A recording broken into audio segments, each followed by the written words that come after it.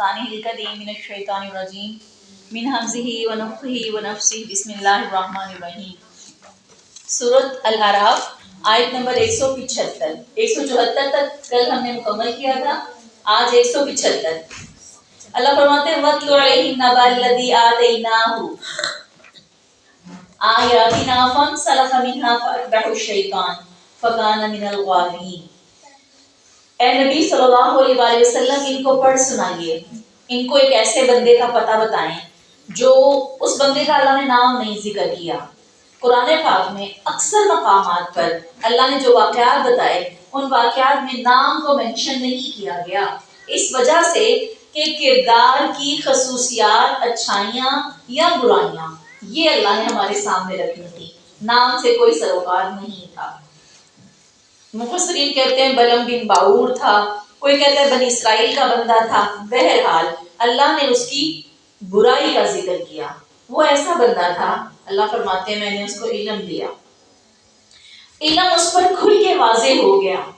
ایسا نہیں ایک ہے بندہ جاہل، اس کو علم نہیں ملا، ایک بندہ ایسا تھا اس کو میں نے اپنی آیات کا علم دیا، اس کو سمجھ بوجھ اور حکمت بھی دی، اس نے وہ سب کچھ سیکھا، لیکن فانسلخ منہا اس کے دل سے اس علم کی چاہت اور عمل کی رغبت نکل گئی۔ جب عمل کی رغبت نکلی تو پھر اس نے کیا کیا؟ شیطان کو موقع مل گیا۔ فَأَتْبَعَهُ الشَّيْطَانُ شیطان نے اس کا پیچھا کیا اور اس کو گمراہوں میں شامل کر دیا۔ شیطان گمراہوں میں شامل کر لینے پر کب قدم اٹھاتا ہے؟ جب بندہ خود اپنی پہل کرتا ہے۔ ابھی ہم نے اللہ کی تمام صفات پڑھتے ہوئے اور قرآن کے اندر یہ جانا کہ جس وقت بندہ پہلا قدم نیکی کا کس کی طرف سے؟ بندے کی طرف سے۔ اللہ کی طرف سے کتنے قدم؟ 10 قدم۔ بندہ ایک قدم اٹھاتا ہے، اللہ 10 قدم اٹھاتے ہیں۔ یہاں پر بھی یہ واقعہ ہمیں بتاتا ہے کہ وہ بندہ اس نے علم لیا، لیکن اس کے دل سے علم جو ہے عمل کی طرف جانے کی بجائے وہ اللہ کا سرکش ہو گیا۔ اللہ فرماتے ہیں پھر شیطان نے اس کے دل کو اپنا گھر بنا لیا، اور شیطان اس کے دل میں جب گھر کر بیٹھا تو وہ بھٹکنے والوں میں شامل ہو گیا۔ اللہ فرماتے ہیں اگر ہم چاہتے، اگر وہ اس قابل ہوتا تو اسے ان آیتوں کے ذریعے بڑی بلندی دیتے، کیونکہ وہ آیتیں اس کے لیے نور تھیں، روشنی تھیں، وہ ان سے روشنی سمیٹ سکتا تھا، لیکن وہ تو زمین کی طرف جھک گیا۔ زمین میں کیا ہوتا ہے؟ مادی ضرورتیں، شوق، چیزیں، دنیا۔ وہ زمین کی طرف جھک گیا اور اس نے اپنی خواہش کو اپنا آقا بنا لیا۔ یہ جو خواہش ہے یہ کیا ہے؟ نماز کا وقت ہے، اتنی جسم میں تھکن ہے، اتنی درد ہے، سستی ہے، اٹھنے کو دل نہیں کرتا، یہ ہے اپنی مرضی۔ اب جسم سے چاہے جان جا رہی ہے، کیا حالات ہیں؟ اللہ تیرا حکم ہے، چاہے نہ چاہے جیے مرے اٹھنا ہے، اللہ ادا کرنی ہے، یہ ہے اپنی مرضی کے خلاف۔ اس بندے نے اپنی مرضی کو، اپنے دل کو اپنا آقا بنا لیا۔ اللہ فرماتے ہیں بڑی سخت مثال ہے، بڑی ہی سخت لفظ ہیں۔ اللہ فرماتے ہیں اس کی حالت اس کتے کی جیسی ہو گئی۔ اللہ نے لفظ کلب استعمال کیا، فَمَثَلُهُ كَمَثَلِ الْكَلْبِ، اس کی مثال اس کتے کی جیسی ہو گئی۔ تم اس پر حملہ کرو تب بھی اس کی زبان لٹکی رہتی ہے، تم اسے چھوڑ دو تب بھی اس کی زبان لٹکی رہتی ہے۔ فرمایا یہی مثال ہے ان لوگوں کی جو ہماری آیات کو جھٹلاتے ہیں۔ کتے کی اتنی سخت مثال اللہ رب العزت نے کس بندے کے لیے بیان کی جو قرآن کی آیات کو جھٹلائے اور اپنی من مرضی کے پیچھے لگ جائے۔ کون ہے جس کا دل نہیں کرتا وہ اپنی مرضی کرے؟ کون ہے جس کا دل آرام کو نہیں کرتا؟ کون ہے جس کا دل نہیں چاہتا کہ مجھے یہ چیز مل جائے؟ یہ دنیا کی زندگی اور اس کی ملنے والی چیزیں کس کو حقیر نظر آتی ہیں؟ جس کو اللہ کے زمرد اور یاقوت نظر آتے ہیں، جس کو اللہ کی عطائیں نظر آتی ہیں، اس کو اس دنیا کے تو ڈائمنڈ بھی اچھے نہ لگیں، اور جس کو وہ نہیں دکھتے اس کو تو پھر اس دنیا کا ذرہ اور تنکا بھی متاثر کر جاتا ہے۔ اللہ رب العزت نے اتنی سخت یہاں پر مثال دی اور اللہ نے فرمایا ذَلِكَ مَثَلُ الْقَوْمِ الَّذِينَ كَذَّبُوا بِآيَاتِنَا، اے نبی فَقْصُصِ الْقَصَصَ، تو ان کا اس بندے کا قصہ لوگوں پر بیان کر، لعلہم یتفکرون، تاکہ وہ غور و فکر کریں۔ بری مثال دے کے اللہ نے یہ نہیں کہا کہ بس ذکر کر دیا خاموشی سے گزر جا، اے نبی تو اس کا قصہ لوگوں پر بیان کر، لعلہم یتفکرون، تاکہ وہ غور و فکر کریں۔ اس دنیا کی کوئی حیثیت نہیں ہے، اس کا سامان، اس کی چیزیں جو بھی تم طلب کرو یہ سب حقیر ہیں۔ کتے کی ایک صفت ہے، وہ تھک کر بیٹھا ہو تب بھی زبان لٹکائے رکھتا ہے، اور اس کی نیچر کے بارے میں مفسرین لکھتے ہیں کہ اگر اس کو کوئی ہڈی اور گوشت ڈالتا ہے تب بھی دوڑا جاتا ہے، اس کو کوئی کنکر غصے سے مارتا ہے نا، اس کو بھی جا کے سونگتا ہے، شاید اس پر بھی کوئی چیز لگی ہوئی ہو۔ سونگنا، زبان لٹکا کے رکھنا، ہر وقت اس کا نہ پیٹ بھرتا ہے، حالانکہ کھاتا یہ اتنا ہی ہے جتنا اس کی ضرورت ہے، مگر دل نہیں بھرتا۔ لے لے کے چیزوں کو اکٹھا کر کر کے وہ جو اس کو مل جائے وہ کہتا ہے اس کو پکڑ کے رکھے، حالانکہ ایک بندے نے اپنی زندگی میں کتنا کتنا کچھ لے کر اپنے ساتھ اپنی ضرورت کو پورا کر لینا ہے۔ حالانکہ اس کے علاوہ اللہ تعالیٰ فرماتے ہیں وہ پرندے جو اندھیرے میں مطلب سوتے ہیں اتنے سے گھونسلے میں، وہ صبح اٹھ کے دن چڑھتا ہے نکلتے ہیں، ان کے سامنے اتنی غذا آتی ہے، وہ صرف اپنی چونچ میں اتنے دانے بھرتے ہیں جتنے ان کے پیٹ کی ضرورت ہے۔ کوئی پرندہ اگلے دن کا سامان اکٹھا کر کے اپنے گھر نہیں لے کر جاتا، اور کبھی کسی دن وہ صبح اٹھتا ہے اللہ کی رحمت سے بھوکا نہیں رہتا۔ عام جانوروں کی یہ صورتحال ہے، ان کو بھی رب نے پیدا کیا اور کتے کو بھی رب نے بنایا، شاید انسان کی مثال کے ہی لیے، شاید انسان کو ان حقیقتوں کو دکھانے کے لیے۔ ساء مثلا القوم الذین کذبوا بآیاتنا، کتنی بری مثال خود اللہ نے فرمایا، کتنی بری مثال ہے جو اللہ نے ایسے لوگوں کے لیے اپلائی کی، لیکن اللہ نے پھر اس کا اینڈ کیا کیا، وَأَنفُسَهُمْ كَانُوا يَظْلِمُونَ، اللہ کیسے نا مثال بیان کرتا، انہوں نے خود اپنے نفسوں پر ظلم کیا۔ جو اپنے لیے خود برا کام کریں پھر اللہ تعالیٰ ان کے لیے بری مثال پیش کرتا ہے۔ آیت نمبر 179، وَلَقَدْ زَرَعْنَا لِجَهَنَّمَ كَثِيرًا مِنَ الْجِنِّ وَالْإِنسِ، اللہ کہتے ہیں ہم نے جہنم کو بہت زیادہ جنوں اور انسانوں سے بھر رکھا ہے، اور ہر ایک کا حصہ ان میں ہے۔ لَهُمْ قُلُوبٌ، اب کیوں بھرا، کیوں اس کے لیے جہنم کو اکٹھا کیا؟ لَهُمْ قُلُوبٌ لَا يَفْقَهُونَ بِهَا، کیونکہ ان کے دل ہیں پر وہ ان سے سمجھتے نہیں ہیں، ان کی آنکھیں ہیں عَيُنٌ لَا يُبْصِرُونَ بِهَا، وہ دیکھتے نہیں ہیں، ان کے کان ہیں ان سے وہ سنتے نہیں ہیں، اولئک کالانعام، وہ تو جانوروں کی طرح ہیں۔ اللہ نے انسان کو جانور کی طرح کہا، حالانکہ دل، زبان اور کس کس چیز کا ذکر کیا؟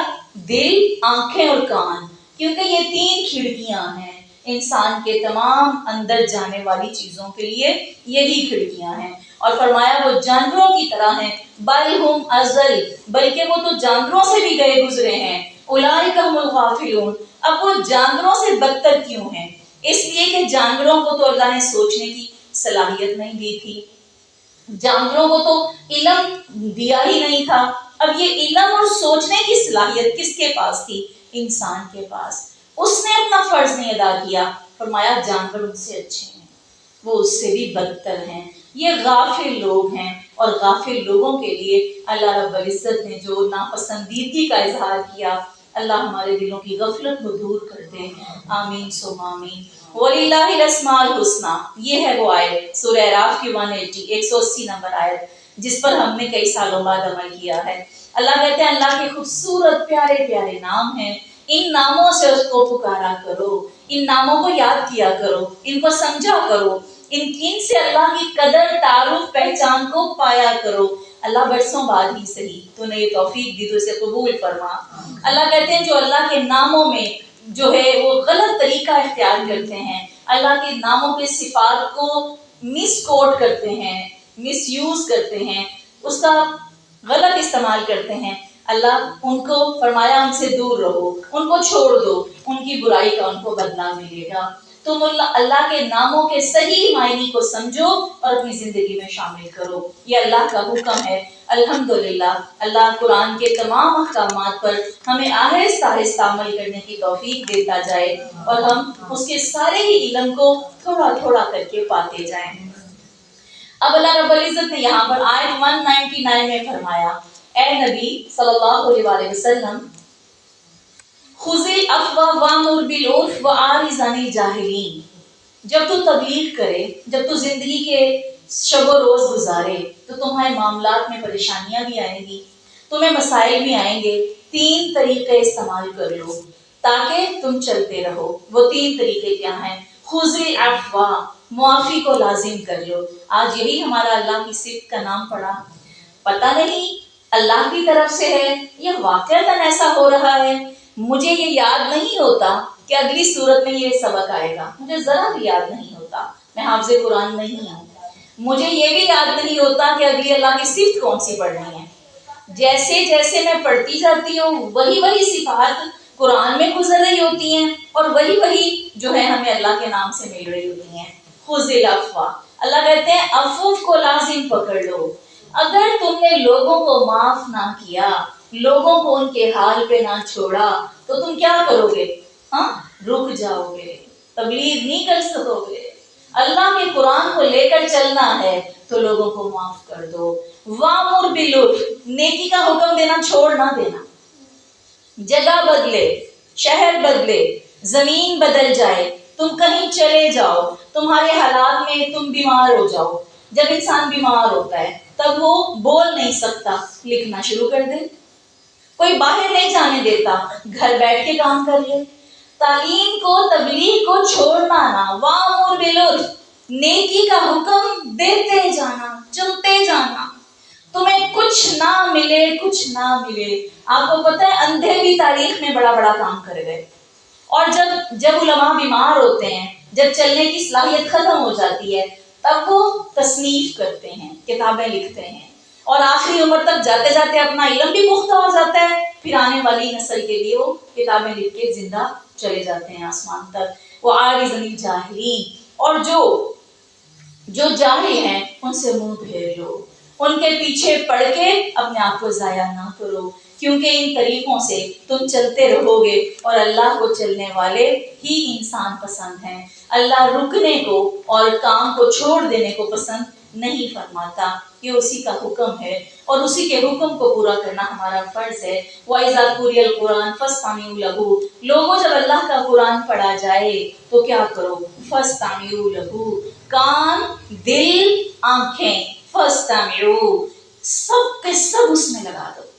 قرآن کو ایسے نہ سنو، منہ اٹھایا ہے قرآن چل رہا ہے، دل میں کوئی اور چیز چل رہی ہے، شوق کچھ اور ہے، خیال کچھ اور ہے، چاہت کچھ اور ہے. نہیں، جب قرآن پڑھا جائے، حدیث کیا بتاتی ہے؟ آپ صلی اللہ علیہ وسلم نے فرمایا میرے صحابہ میرے سامنے ہوتے، درس قرآن چل رہا ہوتا، صحابہ کے سروں پہ پرندے بیٹھ بیٹھ کے اڑ کے چلے جاتے. پرندے دھوکہ کھا جاتے کہ کیا یہ ساکت چیزیں ہیں، یہ پتھر ہے کہ انسان ہے.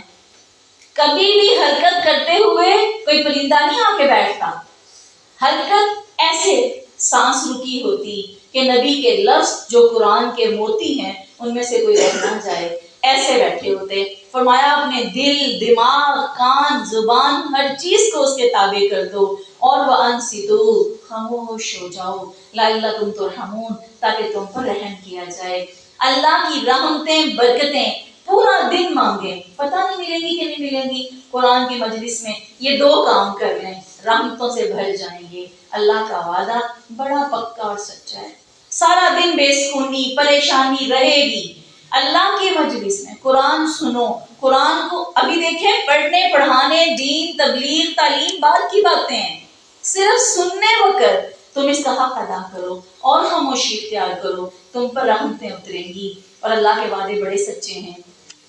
فرمایا ان الذین عند ربک لا یستکبرون عن عبادتہ، جو لوگ اپنے رب کے نزدیک تکبر نہیں کرتے اس کی عبادت سے اور اس کی تسبیح اور اس کو سجدے کرتے ہیں، اللہ رب العزت ان کو اپنے قریب کر لیتا ہے. الحمدللہ سورہ انعام مکمل ہوئی. اب ہم آگے ہیں سورہ الانفال میں. اب تک ہم نے جتنی صورتیں پڑھی ان میں ہم نے یہ بھی جانا کہ یہ صورت مکی ہے کہ مدنی ہے، پھر ہم نے یہ بھی جانا کہ یہ کس دور میں نازل ہوئی اور اس کا بیک گراؤنڈ بھی پڑھا۔ کس کس کو یاد ہے تھوڑا تھوڑا؟ تھوڑا سا مجھے حوصلہ مل جاتا ہے کہ جو پڑھا اور سنا جا رہا ہے اس کی قدریں سمجھ بھی آ رہی ہے۔ سدرا آپ ہی بتا دو، مجھے حوصلہ ہو جائے۔ سورہ مائدہ ہم نے پڑھی، اس کے پیچھے ہم نے جانا کہ وہ کس دور میں نازل ہوئی، مکہ کے حالات کیا تھے۔ سورہ انعام ہم نے پڑھی، اس کے پیچھے جانا کہ مکہ کے کیا حالات تھے۔ کچھ یاد آ رہا ہے؟ اللہ میرے سننے والوں کا حافظہ اتنا بہترین کر دے رب العزت۔ اعوذ باللہ من الشیطان الرجیم۔ سورۃ الانفال، الانفال جو ہے یہ سورت، اس میں انفال کا معنی کیا ہے؟ نفل، نفل پڑھتے ہیں نا ہم سب، یہ نفل کی جمع ہے انفال۔ سب کے معنی ہم نے پڑھے ہیں، بقرہ گائے ہے، المائدہ کھانے کو کہتے ہیں، دسترخوان کو جو بچھایا جاتا ہے، المائدہ۔ الانعام مویشی کی جمع، مویشی، ٹھیک ہے، جو 8 حلال جانور ہیں، گائے، بھیڑ، بکری، اونٹ، ان کے مذکر 4 اور مؤنث 4، یہ 8 مویشی ہو گئے، ٹھیک ہے، نام سب کے ہو گئے پورے۔ سورہ انعام ہے، اگر وہ کوئی نام مطلب بیٹے کا یا نام رکھ دیتے ہیں تو صحیح ہے؟ ہاں جی، اس لیے کہ نعمت سے ہے، وہ جو انعام ہے نا وہ نعمت سے ہے، درست ہے، وہ اللہ کی نعمت سے انعام، اور یہ مویشی کو نعمت سے ہی مویشی کہا جاتا ہے، درست ہے۔ الانفال نفل سے، زائد چیز، جو مال غنیمت تھا، جو جہاد میں ملتا تھا، اکٹھا ہوتا تھا، وہ اس کو الانفال کہا جاتا ہے، مال غنیمت، ٹھیک ہے، وہ ایک زائد چیز تھی نا جو مل جاتی تھی۔ مسلمان جب جہاد کرنے جاتے ہیں ان کا مدعا مال نہیں ہوتا، وہ اللہ کے لیے نکلتے ہیں، یہ نفل زائد چیز ہے جو ان کو مل جاتی ہے، جاتے وہ اپنے رب کے لیے ہیں، اللہ کو راضی کرنے کے لیے ہیں، لیکن مل ان کو یہ زائد جاتا ہے۔ اچھا، 2 ہجری، اب تھوڑا سا ہم اس کا پہلے پس منظر جانیں گے کہ بچیاں کھپ جاتی ہیں، آج بڑا کنفیوژن تھی ان کو کلاس میں، اتفاق سے وہی چیز آ گئی ہمارے سامنے۔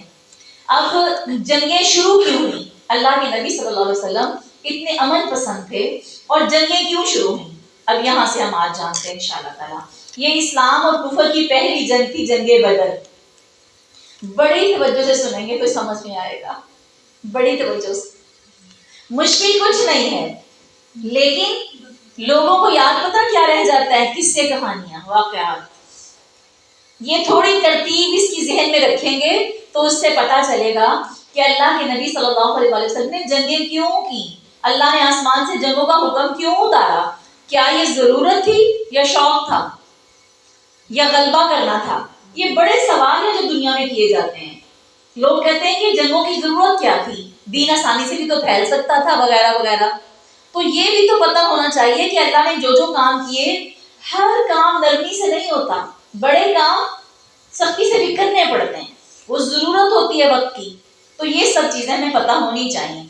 اچھا، اب نبی صلی اللہ علیہ وسلم کے شروع کے جو 10-12 سال تھے جو مکہ میں گزرے، یہ تو اب تک سب کو یاد ہو گیا ہوگا۔ 13 سال مکہ کے دور تھا، 13ویں سال کے مکمل ہونے کے بعد آپ نے ہجرت کی تھی مدینہ کی طرف۔ آپ کے 10 سے 12 سال جو تھے وہ مکہ میں کیسے گزرے؟ مشکلات، تکلیفیں، مصیبتیں اور کتنے ظلم سہ کر گزرے۔ اس دوران آپ ابھی مکہ ہی میں موجود تھے، تو اب آپ کو نظر آنے لگ گیا تھا کہ مدینہ والے جو ہیں وہ اس دعوت کو بہت اچھا قبول کر رہے ہیں۔ اس دعوت کو، اسلام کی دعوت کو آپ صلی اللہ علیہ وسلم نے مصعب بن عمیر کو مدینہ میں بھیجا، وہ گھر گھر جا کے ایک ایک دروازہ کھٹکھٹا کے لوگوں کو قرآن سنایا کرتے تھے۔ لوگوں نے قرآن کو بڑی جلدی قبول کر لیا مدینہ کے اندر۔ مکہ میں لوگ قرآن کا نام سن کے آگ بن جاتے تھے، مدینہ میں قرآن لوگوں نے ایسے سنا کہ سننے کا حق ادا کر دیا۔ اسی طرح اب وہاں پر لوگوں کی توجہ بہت زیادہ قرآن کی طرف چل رہی تھی۔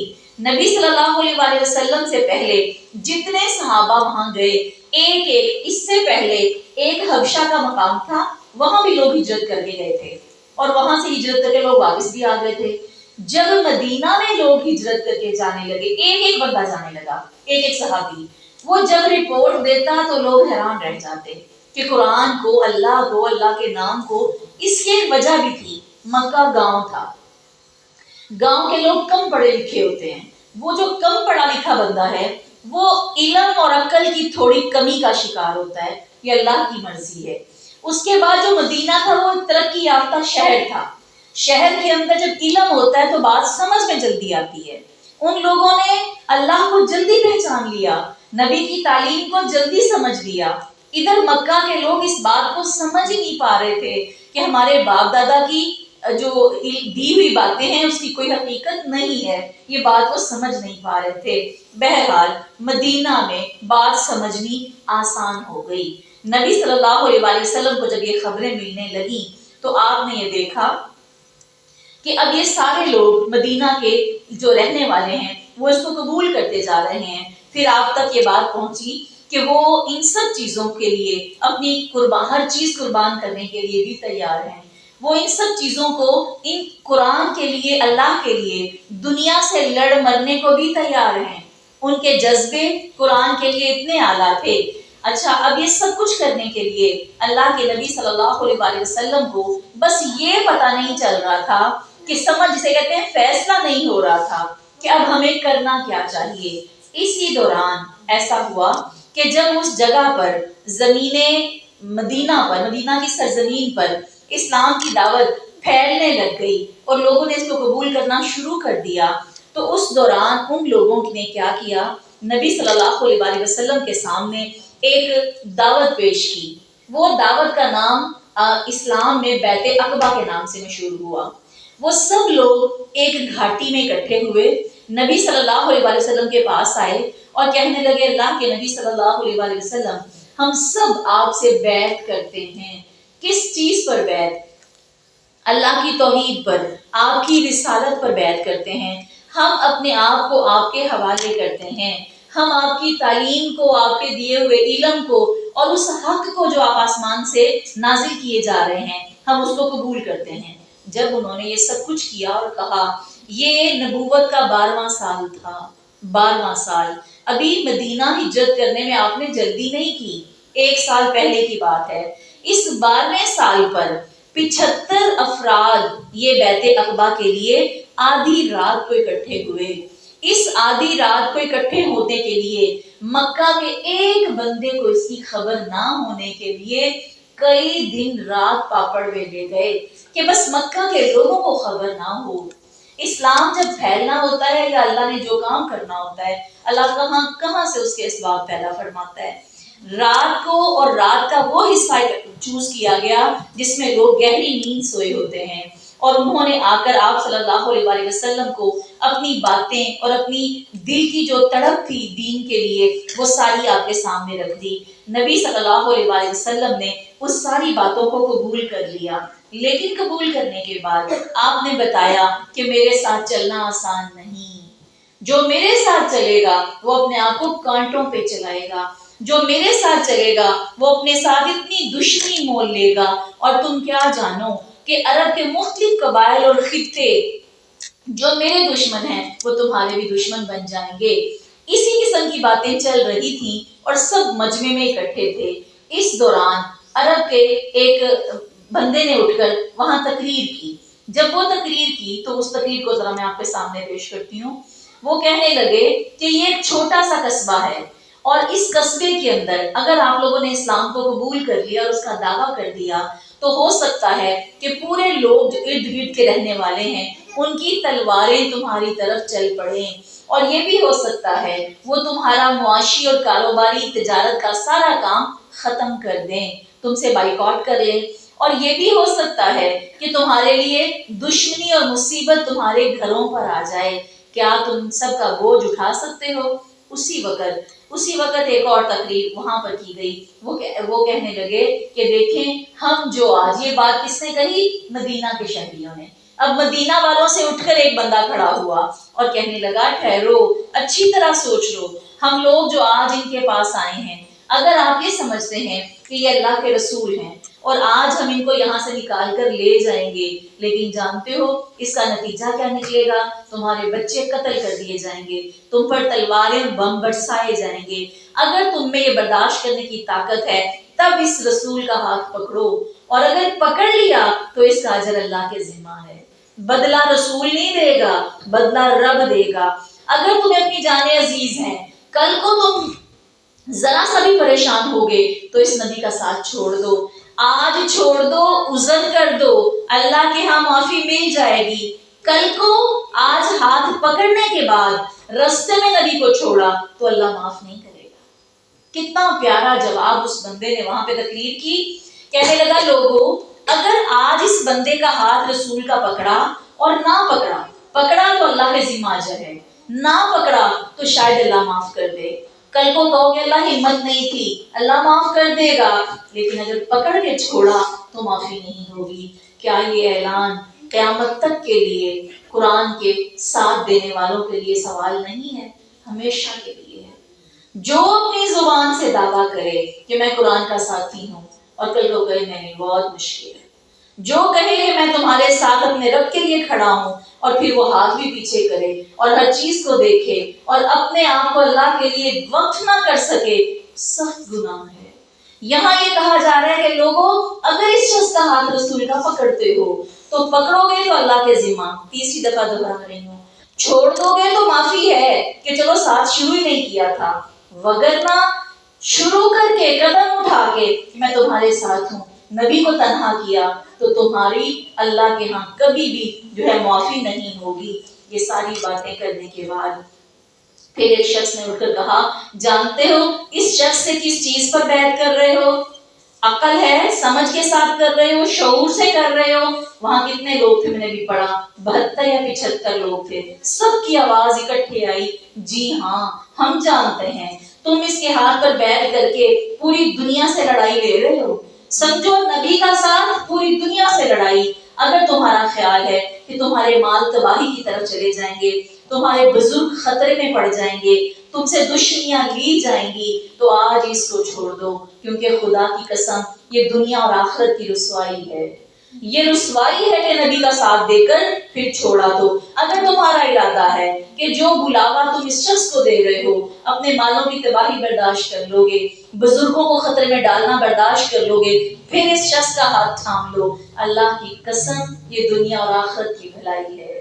اس کا ساتھ دیا تو دنیا اور آخرت کی بھلائی ہے، پھر تمہارے مقدر میں وہ ہوگا جو تم نے سوچا بھی نہ ہوگا۔ آج یقین کریں آپ کے دل میں مدینہ اور مدینہ والوں کی محبت بڑھ جائے گی۔ مدینہ والوں نے وہ کام کیا جو اس پوری کائنات میں اس وقت کوئی دوسرے علاقے نے نہیں کیا تھا۔ حبشہ سے محبت کی خوشبو آئی، اچھا پیغام آیا، ساتھ نہیں دیا، جانیں نہیں لڑائیں۔ تمام بادشاہوں کی طرف نبی کے خط پہنچے، نبی کے پیغامبر پہنچے، نبی کے ساتھی صحابہ نے دن رات پہاڑوں کی چوٹیوں سے سفر کیے، چوری چھپے سفر کیے، بھوکے پیٹ سفر کیے، وہ تکلیفیں اٹھائیں جو رہتی دنیا تک کوئی نہیں اٹھا سکتا۔ وہ سارے طوفانوں سے گزر کر انہوں نے اللہ کے دین کو پہنچایا۔ کسی نے چاہا تو قبول کر لیا، کسی نے چاہا تو بدلے میں تحفے بھیج کر بڑی خوشی کا اظہار کیا۔ یہ سارے منظر جب میں پڑھتی ہوں مجھے اپنے سارے ساتھی یاد آتے ہیں۔ کچھ تو بڑے خوش ہوتے ہیں، کچھ بڑے عزت دیتے ہیں، عزت دے کے اپنے گھر ہی بیٹھے رہتے ہیں، خوش ہو کر بس مسکرا کے اچھا سا عزت افزائی کر کے، لیکن دین سے دور ہی رہتے ہیں۔ کوئی اپنی جانیں لڑا دیتا ہے، کوئی اپنے آپ کو وقف کر دیتا ہے، کوئی دین کے لیے قرآن کے لیے قربان۔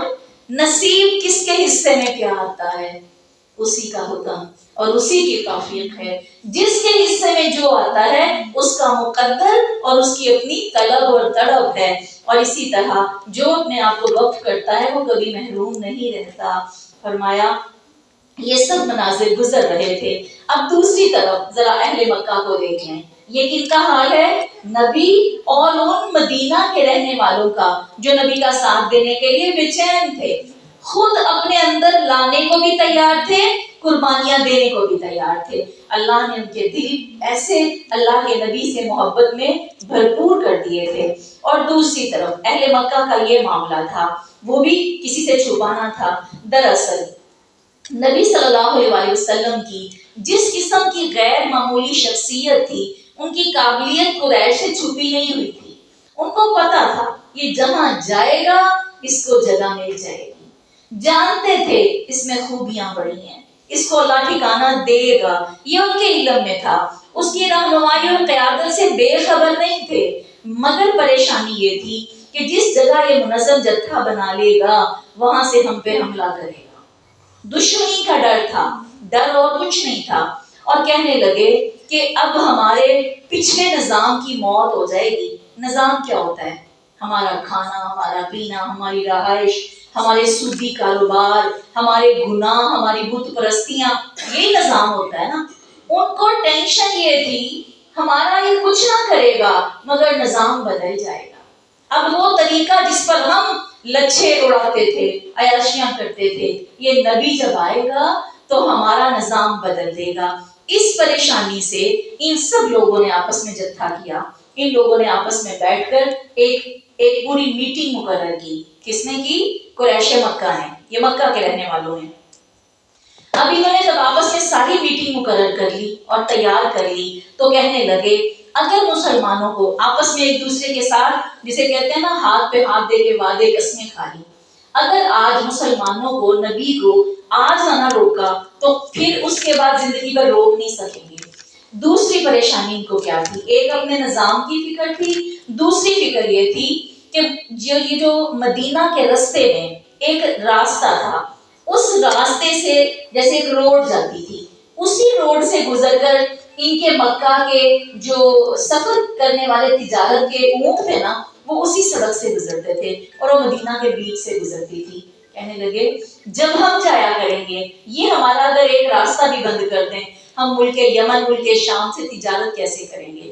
لوگ مکہ میں جو عمرہ اور حج کرنے آتے ہیں وہ رک جائیں گے، ہمارا تو سارے کا سارا کام کاروبار تباہ ہو جائے گا۔ سالانہ 2.5 لاکھ اشرفی صرف پروفٹ آتا تھا مکہ کو، وہ رک جائے گا، پھر کدھر جائیں گے؟ یہ دو خطرے تھے، ایک کیا ہے؟ نبی نظام بدل دے گا، دوسرا یہ 2.5 لاکھ روپیہ رک جائے گا۔ ان ساری پریشانیوں کے اندر یہ ان لوگوں نے آپس میں وعدے کر لیے۔ ابھی نبی صلی اللہ علیہ وسلم نے ہجرت نہیں کی تھی، ہجرت سے پہلے جیسے میں آپ کو بتا رہی ہوں کہ 12واں سال تھا، ابھی سال بعد آپ نے ہجرت کی۔ اب ہجرت سے پہلے ہی قریش کی مجلس شورا، یہ جو میں نے ابھی ذکر کیا، یہ ساری منعقد ہوئی۔ ان کے سارے خانوادے ہاشم، انہوں نے کہا کہ اب وقت آ گیا ہے، اب اس نبی نے پنجے گاڑ لیے ہیں۔ بیعت عقبہ راتوں رات ہوئی، ان کو خبر نہ ہوئی، جب اگلا دن چڑھا تو پتا چلا کہ کیا چند چڑھ گیا ہے، وہ کام ہو چکا تھا۔ جب ان کو خبر ہوئی دوسری مجلس پھر انہوں نے بٹھائی، پہلی مجلس میں اور پھر دوسری مجلس، اب ان کے اندر اور شدت آ چکی تھی۔ کہنے لگے کہ اس نبی کو قتل کرنا اب ہم پر لازم ہو گیا ہے۔ اب انہوں نے قتل کا منصوبہ بنایا۔ کہتے ہیں کہ اگر ایک شخص نے قتل کیا تو اب نبی کے پیروکار بڑھ گئے ہیں۔ پہلے مکہ کے اندر تھی تبلیغ اور تعلیم، اب مدینہ ساتھ مل گیا ہے، اب ہماری خیر نہیں ہے۔ انہوں نے سوچا کہ ہم سارے اپنے اپنے خاندان کا ایک ایک بندہ اس قتل کرنے کے لیے بھیجتے ہیں، سب تیر اور تلوار لے کر نکلتے ہیں۔ پھر جب ایک نبی کو قتل کرنے کے لیے جیسے کہ 12 قبیلے ہوں گے، 16 ہوں گے، ان قبیلوں کا ایک ایک بندہ نکلے گا، تو ہم سے جب پوری دنیا بیٹھے گی پنچایت، اس نبی کا معاوضہ مانگیں گے، بدلے میں بندہ مانگیں گے، تو ہم کیسے پیش کریں گے؟ کیونکہ مارنے والا ایک نہیں ہوگا۔ جب مارنے والے اکٹھے 16 ہوں گے، 20 ہوں گے، تو پھر جب وہ ہم سے مانگیں گے تو ہم بندے کے بدلے بندہ نہیں دیں گے بلکہ دیت 100 اونٹ دے دیں گے، اور پورا مکہ مل کے 100 اونٹ دے دے گا، جاتا ہی کیا ہے۔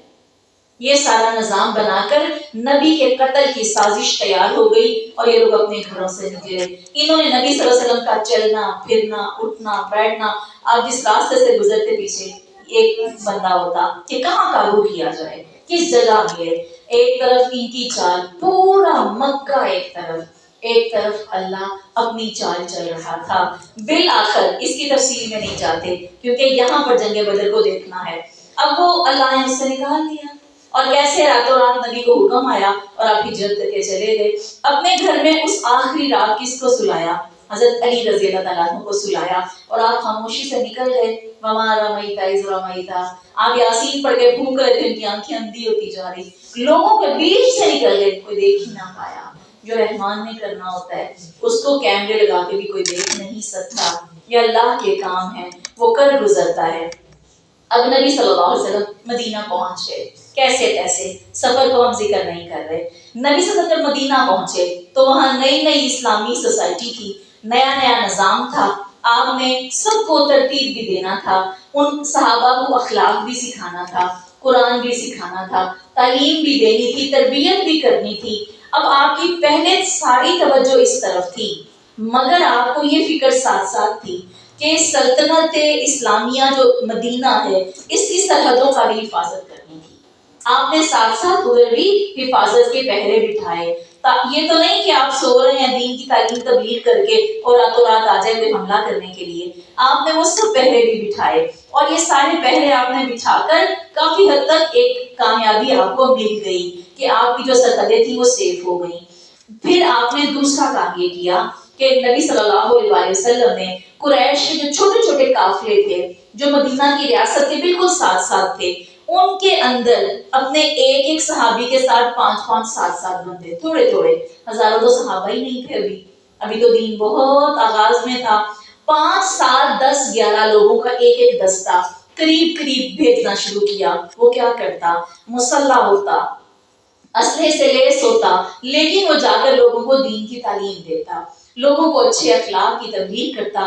یہ کام چلتا گیا، لوگ مسلمان ہوتے چلے گئے، لوگوں نے دین اسلام کو قبول کرنا شروع کر دیا. اب اسلام پھیلنا شروع ہو گیا. مکہ والوں کو اس کی خبر ملی، ان کو تو موت نظر آئی. کہنے لگے یہ ڈرانے کے لیے لوگوں کو اپنے ساتھ کر رہے ہیں. آپ سیدھا چلتے ہیں، لوگ الٹا دیکھتے ہیں. کیوں؟ اس کی وجہ ان کے اندر یہاں جو کچھ ہوتا ہے ان کو وہی دکھائی دیتا ہے. کوئی آپ کی اینک سے دیکھ نہیں سکتا، جو دیکھتا ہے اپنے دل کی نظر سے دیکھتا ہے. اب مسلمان اسلام کی تبلیغ کرنے جا رہے تھے، انہوں نے کہا یہ تو زمین لینے جا رہے ہیں، یہ تو لوگوں پر حملہ کرنے جا رہے ہیں. انہوں نے اپنے بھی دستے بھیجنے شروع کر دیے. ان کے دستے جس علاقے میں گئے لوٹ مار لڑائی کر کے گھر آ گئے. یہ جہاں گئے اخلاق تعلیم دے کر گھر آ گئے. جہاں وہ گئے اور یہ گئے آپس میں لوگوں کی کمیونیکیشن بات چیت چلی، لوگ اسلام میں اور بڑھ گئے. دشمنوں کی دشمنیاں بھی اسلام کو طاقتور کر دیتی ہیں جب اللہ کا حکم ہوتا ہے. اب اس وقت یہ سب چلنے لگا اور اسلام تو تیزی سے پھیلنے لگا. جہاں مسلمان نہیں بھی گیا اس کی آواز اور پیغام لوگوں کے رستے چلی گئی، وہاں بھی اسلام پھیلنے لگا. اسی طرح اسلام کو دن بدن ترقی ملتی گئی. ادھر سے اہل مکہ کے یہ حالات تھے، پھر حالات یہاں تک پہنچ آئے کہ ان کے دل کا بغض اور بڑھ گیا. وہ یہ سمجھے کہ ہم جاتے ہیں تو طوفان برپا ہوتا ہے، یہ جاتے ہیں تو یہ پتہ نہیں کیا کر کے آتے ہیں، وہ بھی ہمارے دشمن بن جاتے ہیں. اب دل مسلسل الٹ چل رہے تھے نا، الٹ پھیر چل رہا تھا. پورے حالات اب آپ کے سامنے آ گئے. اب آپ کو پتا چلے گا غزوہ بدر کیوں پیش آیا. اب ہوا یہ کہ ان کا ایک بہت بڑا قافلہ، جنگ بدر شروع ہو گئی ہے. ان کا قریش مکہ کا شروع میں نے آپ کو بتا دیا 2 پریشانیاں تھیں. ایک وہ ہمارا نظام بدل دے گا، دوسرا ہمارے تجارت کے رستے میں. ان کا رستہ یہ مکہ ہے اور یہ مدینہ ہے، اور مکہ سے مدینہ راستہ سیدھا ہے تقریباً. اب مدینہ سے گزر کے شام، یمن، مصر آتے ہیں. اب یہ اس رستے سے روکنے کا خدشہ تھا.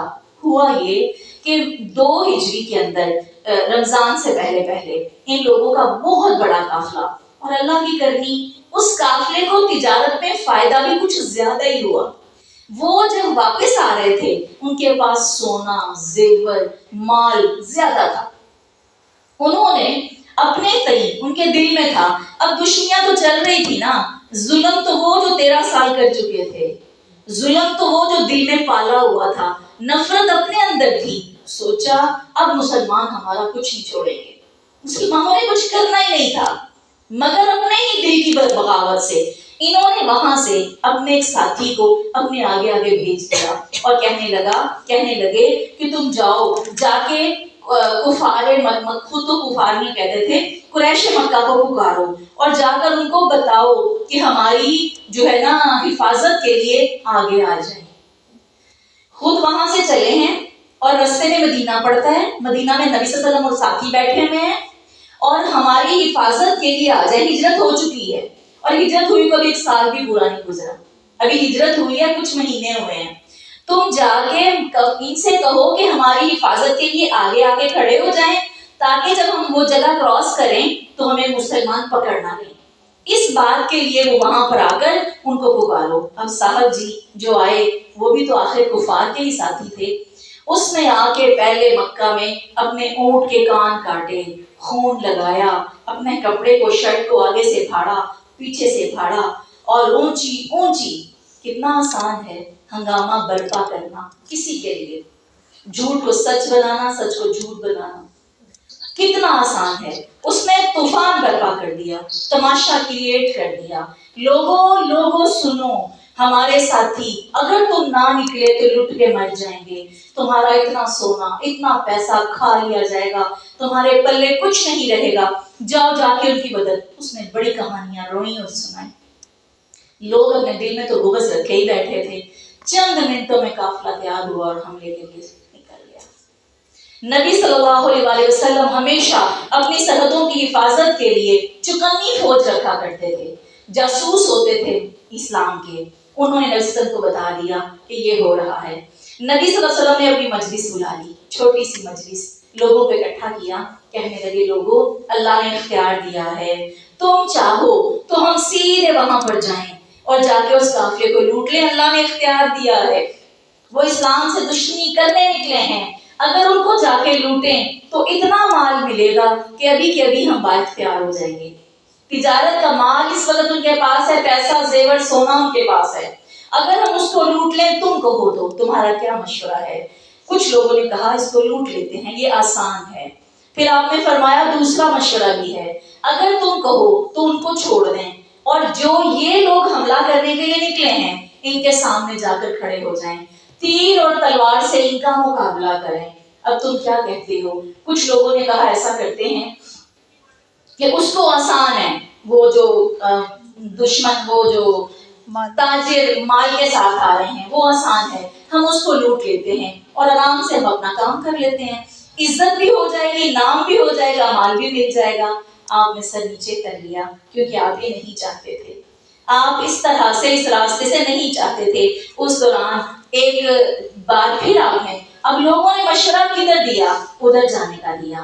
ان کے پاس کیا نہیں تھا؟ تیر اور تلوار نہیں تھے، لوٹنا کتنا آسان تھا۔ ان کے پاس کوئی تیر تلوار کچھ بھی نہیں تھا، یہ لوگ تو کوئی ڈنڈے سوٹے چھوڑ کے ہی نہیں آ رہے تھے، یہ تو ہر تیر تلوار لے کر اپنے ساتھ یہودی اور عیسائیوں کے قافلے لے کر نکلے تھے، یہ تو مسلح نکلے تھے، جنگ کے لیے نکلے تھے، وہ آسان تھا۔ نبی صلی اللہ علیہ وسلم دوبارہ دہرائی بات، پھر لوگ خاموش رہے۔ تیسری بار جب آپ نے اپنی بات دہرائی تو ایک انصاری صحابی اٹھے اور کہنے لگے اللہ کے نبی، میرا خیال ہے آپ کا رخ انور ہماری طرف ہے، آپ ہم سے پوچھنا چاہتے ہیں۔ اللہ کے نبی نے فرمایا ہاں، کیوں؟ یہ ان کا گھر تھا، یہ ان کی جگہ تھی، ان کا مشورہ زیادہ ضروری تھا۔ انہوں نے کہا اللہ کے نبی ہم موسیٰ کے ساتھیوں کی طرح یہ نہیں کہیں گے کہ جا تو اور تیرا رب لڑے، ہم موسیٰ کے ساتھیوں کی طرح یہ نہیں کہیں گے کہ ہم اس کے اندر کود نہیں سکتے۔ اللہ کے نبی آپ آگ میں کودنے کا حکم دیں گے، ہم کودیں گے، آپ سمندروں میں اتر جانے کا حکم دیں گے، ہم سمندر میں اتریں گے۔ اللہ کے نبی آپ جہاں کھڑے ہوں گے ہم آپ کے ساتھ ہوں گے، آپ جہاں چلیں گے ہم آپ، بہت پیارے الفاظ، بہت خوبصورت ساتھ جو اس وقت انہوں نے کہا، اللہ اس کو قبول فرمائے، اور انہوں نے ہر مشکل میں ساتھ دینے کا پورا وعدہ کیا۔ نبی صلی اللہ علیہ وسلم خوش ہو گئے اور آپ نے فرمایا اللہ اس کا رسول یہی چاہتا تھا۔ آپ نے ان کو چھوڑا اور آپ نے ان کا مقابلہ کیا۔ یہ تو خود گھر پہ جنگ کرنے کے لیے آ رہے تھے نا، ڈیفینس، دفاع کی جنگ لڑی آپ نے، آپ نے جنگوں کا آغاز نہیں کیا، مسلمانوں نے جنگ کو نہیں چھیڑا، اپنے تحفظ کے لیے جنگ لڑنا فرض ہے، فرض ہے۔ پھر آپ نے جنگ لڑی اور آپ نے پھر جب تیر تلوار اٹھائے اور پھر وہ جو مناظر ہیں اس کے دوران جب اللہ کی مدد اتری، وہ انشاءاللہ سورہ انفال کے دوران پڑھیں گے۔ اس طرح جنگ بدر واقع ہوئی۔ اور کوئی بھی اس کو انشاءاللہ بھولے گا نہیں. سبحانک اللہم ربنا و بحمدک نشہد ان لا الہ الا انت نستغفرک و نتوب الیک. آمین.